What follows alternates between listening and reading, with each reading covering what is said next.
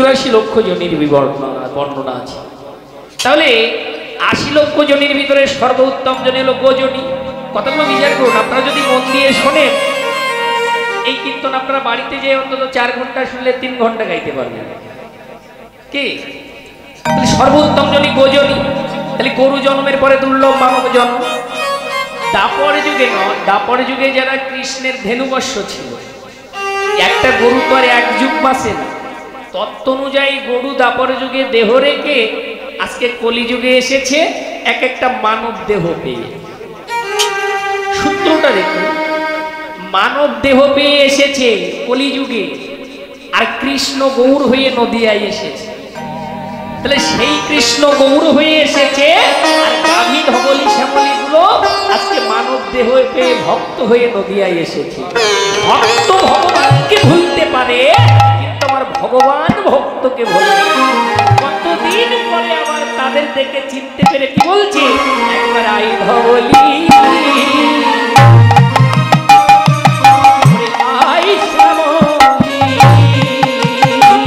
একবার I Dhabali, I Shyamali, আমি কতদিন তোদের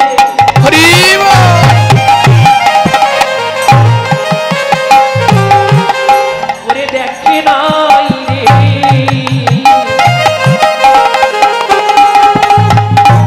আই ধবলি,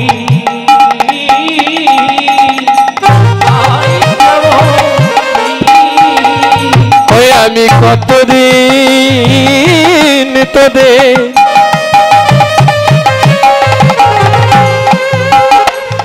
তোদের দেখি নাই রে, একবার আই ধবলি, ওগো আই শ্যামলি। তোরা কেউ যাবি না।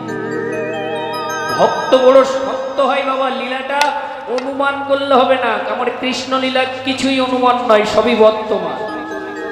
অনুমান করবেন না, বর্তমান অনুধাবন করতে হবে। কি গো, ওই ভক্তরা বলছে কেউ যাবি না। এই ধবলি শ্যামলী বলে আমাদের একজনই চিত্ত, সে হলো বৃন্দাবনের কৃষ্ণ। এই কৃষ্ণ বিনে আমাদের কেউ ধবলি শ্যামলী বলে জানে না। তাহলে কৃষ্ণই যদি গৌর হবে, ওই কৃষ্ণই যদি গৌর হবে বদনে, কেন ধবলি শ্যামলী বলে ডাকে? আমাদের কোনদিনই বদনে ধবলি শ্যামলী বলে ডাকেনি। সিংহা বেনু মুরলীর ধ্বনি করে আমাদের ধবলি শ্যামলী বলে সেদিনই ডেকেছিল। আজ সেই কৃষ্ণ যদি গৌর হয়, আমরা গৌরের মধ্যে বৃন্দাবনের ভাব দর্শন করতে চাই। ভক্তাধীন ভগবান, ভক্তের অধীন যিনি তিনি হলো ভগবান। ভক্তের মনোবাঞ্ছা পূর্ণ করাই আজ ভগবানের স্বধর্ম। ভক্ত যখন এক মনে দেখতে চেয়েছে ভগবান কিনা এসে থাকতে পারে, ভক্ত যদি 1 পায়ে গিয়ে যায়, আমার ভগবান 10 পায়ে গিয়ে আসে। ভক্তবাঞ্ছা কল্পতরু, ভক্ত ভগবানের ওই ভগবান ভক্তের মনোবাঞ্ছা পূর্ণ করবার জন্য আজকে সেই বৃন্দাবনের ভাব আজকে নদিয়ার মাঝে ধারণ করলেন। কিবা সিংহা বেনু মুরলী গো, কিবা সিংহা বেনু মুরলী গো, কিবা সিংহা বেনু মুরলী গো, ও কিবা সিংহা বেনু মুরলী গো, আজ কোটিয়া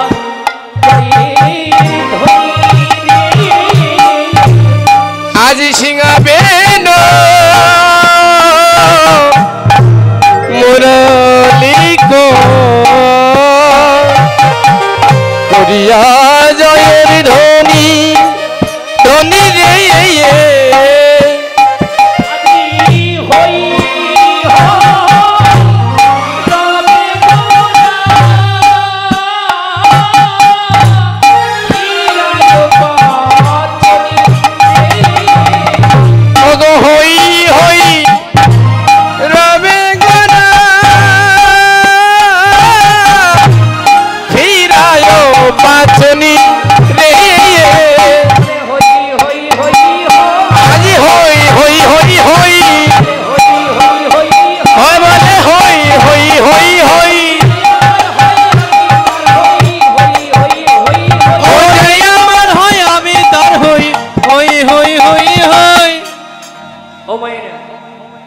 আপনারা গরু ফিরাইয়েছেন, গরু চেনেন? আপনাদের এলাকায় আছে গরু? গরু কেউ পালন করেন?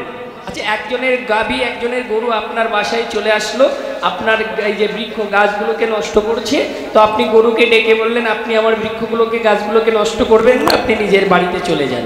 গরু কি যাবে? যাবে না?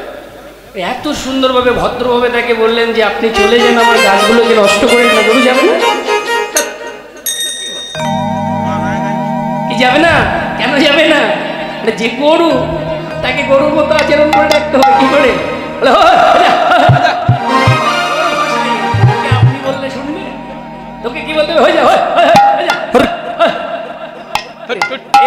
হই বললে কি করবে? চলে যাবে। তো কি করেছিল বৃন্দাবনে? কি করেছিল? হয়ে যা, হই হই বলেছিল কৃষ্ণ। আর আমার গৌরী কি বলে? বলে হই হই হই হই হই হই হই বলে হই হই হই হই। আমার হয় আমি তার হই হই হই হই হই আমার হয় আমি তার হই হই হই হই হই। আমি অন্য কারো হই না, আমি অন্য কারো হই না। যে আমার হয় আমি তার হই, অন্য কারো হই না। তাহলে যে আমার হয় আমি, আমার না হলে তার হওয়া যাবে? এখানে এই যে দাদুরা আমার হয়, তাই জন্য তো দাদুদের হয়। কালকে সারা রাত ঘুমাই নিয়ে এদের কথা ভেবেছে কি করছে, আর এখানে এসে দেখি 3.5 জন বসে আছে। হ্যাঁ, আমি যখন এখানে পৌঁছাইছি তখন ললিত চলছে, নামের আসর, মানে 5:30টার দিকে পৌঁছাইছি। তো এসে চিন্তা করলাম যে একটু কীর্তন শুনি, কিন্তু এতটা পরিশ্রমের ভিতর দিয়ে, মানে কালকে আসর ছেড়েই গাড়িতে উঠেছি তো, আর সারা রাত ঘুমাইনি। মানে কি বলবো, এখন আসলেই এতটা দুর্বিষহ সময়ের ভিতর দিয়ে আমরা যাচ্ছি। আমি আসলে চেষ্টা করছি রাত্রিতে কীর্তন না যাওয়ার জন্য। কালকে দুর্ঘটনা ঘটেছে, কিন্তু ভগবানের অহিত কি কৃপা যে আমাদের সঙ্গে ঘটে। মানে কি বলবো, কালকে 11:30টার দিকেই ডাকাতি হয়েছে, বুঝতে পারলেন? আমরা যখন রাজশাহী থেকে নাটোর ক্রস করে আমরা বনপাড়া রোডে আসছি, তখন প্রায় আপনার বাজে কয়টা, প্রায় মানে 12টা বাজতে যাবে, 11:40 এরকম হতে পারে মেবি। তো ঠিক এই সময় দেখলাম রাস্তার উপরে গাছ ফেলানো, মানে পুলিশ এসে কেবল গাছটাকে সাইড করছে, আমরা ক্রস করে চলে আসলাম। তো ভগবানকে ডেকে বললাম, ভগবান আসলে এবছর এটাই আমার রাত্রি নাইট জার্নিংয়ের কীর্তন, তাছাড়া আমি নেয়নি। আমি কীর্তনটা আপনাদেরটাই আগে নেওয়া, রাজশাহীটির ওটা তো নিতে চাইনি, কিন্তু এতই ভালোবাসে তারা, মানে খুব কাছে হয়ে গেছে। তো দাদা আপনার যতই কষ্ট কাজটা হবে, তাই জন্য তো চেষ্টা করছি যাতে রাত্রিতে না চলতে হয়, নাহলে এই যে দুর্বিষহ ঘটনা। তো কি এটাই ভগবানের নামে আত্মবিশ্বাস রাখি যে সারা জীবন তো ভগবানের নাম করে গেলাম, সে যদি আমাকে দুর্ঘটনায় ফেলে তাকে পড়তে হবে কি? তা নাহলে তার বাইরে তো আমরা কেউই না। তারপরেও যতটুকু সাবধান আমাদের থাকতে হবে। তো যাই হোক, এত কষ্টের মধ্য দিয়েও এসেছি আপনাদের সঙ্গে একটু আনন্দ করবো। আপনারা আমার হন, তাই জন্য তো আমি হই নাকি? মানে বাস্তব কথা সেটা না, আমাকে এমন একটা মাল দিয়েছে আমি আসতে বাধ্য হয়েছি, এটাই বাস্তব, বুঝতে পারলেন? তো যাই হোক, সত্যি কথা বলতে আমি লজ্জা পাই না। তো শোনেন যে কথা বলছি, তো গৌর বলছে হই হই, যে আমার হয় আমি তার হই। হ্যাঁ, আবার হই হই বলছে, আবার কি করেছে দেখো, বদন বাজাইছে, বদন বাজাইছে, দেখো বদন বাজাইছে, ভগো সিংহা বেনুর মতো করে বদন বাজাইছে। এই যে বাবারা বলেন তো, বদন মানে কি? বদন মানে না, বদন মানে মুখ বাঁকা, বদন বাজাচ্ছে। সেদিন যেমন সিংহা বেনু বাজিয়েছিল, গৌরের কাছে তো নাই, তো নাই তো কি হয়েছে? আজকে গৌর হরি মাতৃভাব নিয়ে, বাৎসল্য প্রেম নিয়ে নদিয়ায় এসেছে। কেন? আমার ভাব নিয়ে আসলে কি হতো, মায়ের ভাব কেন নিয়ে এলো? কি গো, তত্ত্বগুলো এখানে দেখুন। আমরা জাগতিক জগতে যারা মানে মানুষ হচ্ছি বা জগতে বিরাজ করছি, সবাই কিন্তু পিতৃ পরিচয়ে আমরা পরিচিত, তাই না? অমুক মণ্ডলের ছেলে, অমুক দাসের ছেলে, অমুক সরকারের ছেলে, কি বলা হয় না? কেউ বলে নাকি অমুক মায়ের ছেলে, বলে না?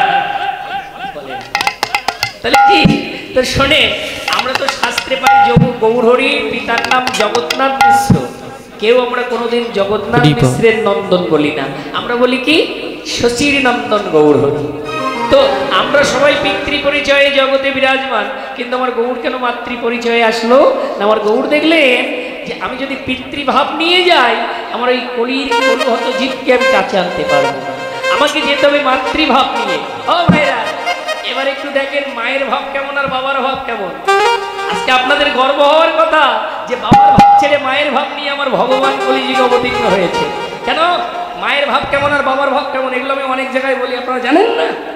ওরে ছোট ছেলেটাকে বাবা নিয়ে যাচ্ছে বেড়াতে, অফ ডে মানে শুক্রবার ছুটির দিনে বাবা মা একটা মাত্র ছেলেকে নিয়ে ঘুরতে যাবে, বেড়াতে যাবে।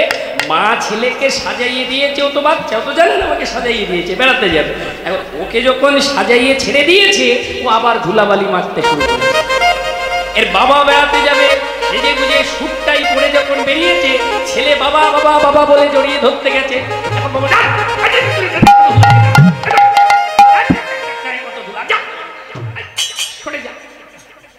গায়ে ধুলা বাবা সরাইয়ে দিল। মাও কিন্তু বেড়াতে যাচ্ছে, মায়েরও কিন্তু দামি ফার্স্ট ক্লাস শাড়ি পরা ছিল। এবার মা